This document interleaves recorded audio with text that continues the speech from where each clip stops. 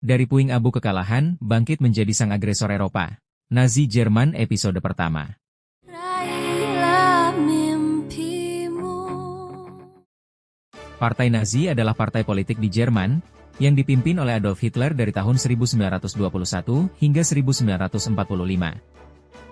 Yang prinsip-prinsip utamanya meliputi supremasi bangsa Arya dan menyalahkan orang Yahudi dan lainnya atas masalah-masalah di Jerman.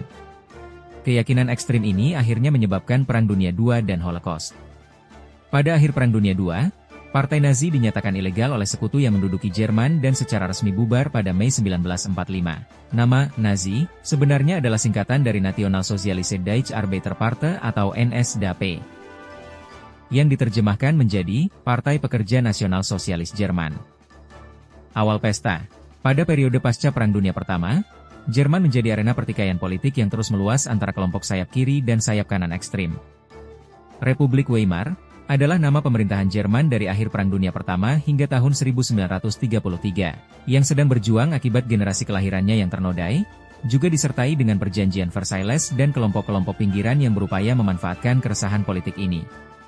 Dalam lingkungan inilah seorang tukang kunci, Anton Dreckler, bersama dengan temannya yang berprofesi sebagai jurnalis, Karl Harrer, Dietrich Eckart seorang jurnalis dan ekonom Jerman Gottfried Feder, mendirikan sebuah partai politik sayap kanan, Partai Pekerja Jerman, pada tanggal 5 Januari tahun 1919.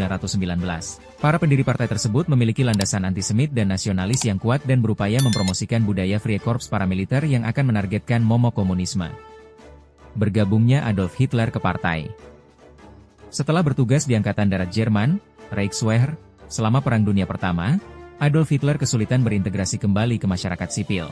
Ia dengan antusias menerima pekerjaan sebagai mata-mata dan informan sipil di Angkatan Darat, sebuah tugas yang mengharuskannya menghadiri pertemuan partai-partai politik Jerman yang dianggap subversif oleh pemerintah Weimar yang baru dibentuk. Pekerjaan ini menarik bagi Hitler, terutama karena memungkinkannya merasa bahwa ia masih mengabdi pada militer, yang dengan senang hati akan ia korbankan nyawanya. Pada tanggal 12 September 1919, posisi ini membawanya ke pertemuan Partai Buruh Jerman, DAP. Atasan Hitler sebelumnya telah menginstruksikan dia untuk tetap diam dan hanya menghadiri pertemuan-pertemuan ini sebagai pengamat yang tidak mencolok, peran yang berhasil dia jalankan hingga pertemuan ini. Setelah diskusi tentang pandangan Feder terhadap kapitalisme, seorang anggota audiens mempertanyakan Feder dan Hitler dengan cepat membela dirinya.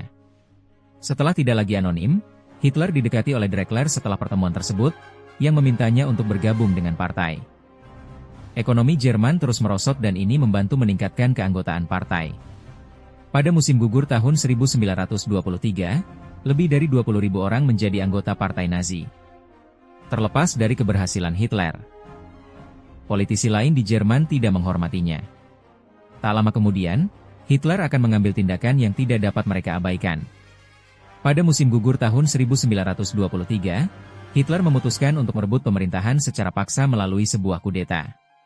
Rencananya adalah pertama-tama mengambil alih pemerintahan Bavaria dan kemudian pemerintahan federal Jerman. Pada tanggal 8 November 1923, Hitler dan anak buahnya menyerang sebuah kedai bir tempat para pemimpin pemerintahan Bavaria sedang mengadakan pertemuan. Meskipun ada unsur kejutan dan tembakan senapan mesin, rencana itu segera digagalkan. Hitler dan anak buahnya kemudian memutuskan untuk berbaris di jalanan tetapi segera ditembaki oleh militer Jerman.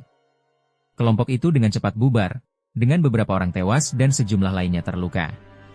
Hitler kemudian ditangkap, ditahan, diadili, dan dijatuhi hukuman 5 tahun di penjara Landsberg.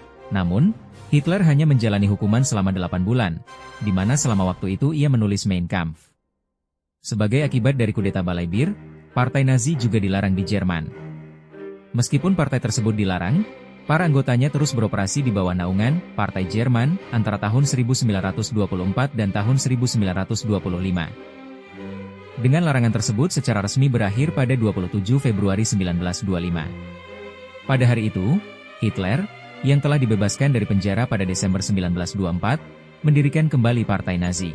Dengan awal yang baru ini, Hitler mengarahkan kembali penekanan partai untuk memperkuat kekuasaan mereka melalui arena politik daripada jalur paramiliter. Partai tersebut kini juga memiliki hierarki yang terstruktur dengan bagian untuk anggota umum dan kelompok yang lebih elit yang dikenal sebagai korps kepemimpinan. Penerimaan ke dalam kelompok terakhir ini melalui undangan khusus dari Hitler. Restrukturisasi partai juga menciptakan posisi baru yaitu Gauleiter, yang merupakan pemimpin regional yang bertugas membangun dukungan partai di wilayah Jerman yang telah ditentukan. Kelompok paramiliter kedua juga dibentuk, yaitu Schutzstaffel, SS, yang berfungsi sebagai unit perlindungan khusus untuk Hitler dan lingkaran dalamnya. Secara kolektif, partai tersebut berupaya meraih kesuksesan melalui pemilihan parlemen negara bagian dan federal, tetapi kesuksesan ini baru terwujud kemudian. Depresi nasional memicu kebangkitan Nazi. Depresi besar yang berkembang di Amerika Serikat segera menyebar ke seluruh dunia. Jerman adalah salah satu negara yang paling terdampak oleh efek domino ekonomi ini, dan Nazi mendapat keuntungan dari meningkatnya inflasi dan pengangguran di Republik Weimar. Masalah-masalah ini mendorong Hitler dan para pengikutnya untuk memulai kampanye yang lebih luas guna mendapatkan dukungan publik bagi strategi ekonomi dan politik mereka, dengan menyalahkan baik kaum Yahudi maupun komunis atas kemunduran negara mereka. Pada tahun 1930, dengan Joseph Goebbels menjabat sebagai kepala propaganda partai, rakyat Jerman benar-benar mulai mendengarkan Hitler dan Nazi. Pada bulan September 1930, Partai Nazi meraih 18,3% suara untuk Reichstag, Parlemen Jerman. Hal ini menjadikan partai tersebut sebagai partai politik paling berpengaruh kedua di Jerman, dengan hanya Partai Sosial Demokrat yang memiliki lebih banyak kursi di Reichstag. Selama 1,5 tahun berikutnya, pengaruh Partai Nazi terus tumbuh dan pada Maret 1932, Hitler menjalankan kampanye presiden yang mengejutkan dan sukses melawan pahlawan Perang Dunia Pertama yang sudah lanjut usia, Paul von Hindenburg. Meskipun Hitler kalah dalam pemilihan, ia meraih 30% suara yang mengesankan pada putaran pertama pemilihan, memaksa diadakannya pemilihan putaran kedua di mana ia meraih 36,8%. Hitler menjadikan selir. Kekuatan Partai Nazi di dalam Reichstag terus tumbuh setelah pencalonan Hitler sebagai presiden.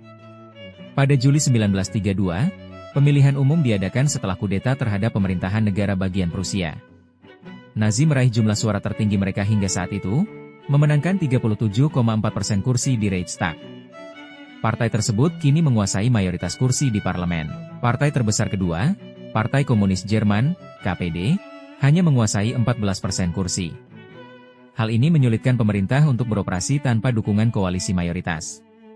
Sejak saat itu, Republik Weimar mulai mengalami kemunduran yang pesat. Dalam upaya memperbaiki situasi politik yang sulit, Kanselir Fritz von Papen membubarkan Reichstag pada November 1932 dan menyerukan pemilihan umum baru.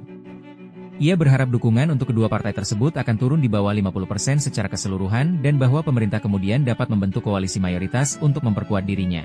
Meskipun dukungan terhadap Nazi menurun menjadi 33,1%, NDAP dan KDP masih mempertahankan lebih dari 50% kursi di Reichstag, yang sangat membuat Papen kecewa.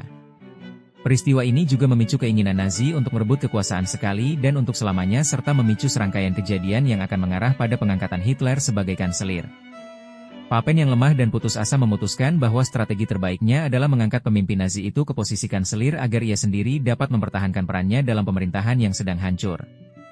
Dengan dukungan dari taipan media Alfred Hugenberg dan kanselir baru Kurt von Schleicher, Papen meyakinkan Presiden Hindenburg bahwa menempatkan Hitler pada posisi kanselir akan menjadi cara terbaik untuk membendungnya. Kelompok tersebut percaya bahwa jika Hitler diberi posisi ini, maka mereka, sebagai anggota kabinetnya, dapat mengendalikan kebijakan sayap kanannya. Hindenburg dengan enggan menyetujui manuver politik tersebut dan pada 30 Januari 1933, secara resmi menunjuk Adolf Hitler sebagai kanselir Jerman. Pada tanggal 27 Februari 1933, kurang dari sebulan setelah Hitler diangkat sebagai kanselir, kebakaran misterius menghancurkan gedung Reichstag. Pemerintah, di bawah pengaruh Hitler, dengan cepat menyebut kebakaran itu sebagai pembakaran dan menyalahkan kaum komunis. Pada akhirnya, 5 anggota Partai Komunis diadili atas kebakaran tersebut dan salah satunya, Marinus van der Lubbe, dieksekusi pada Januari 1934 atas kejahatan itu.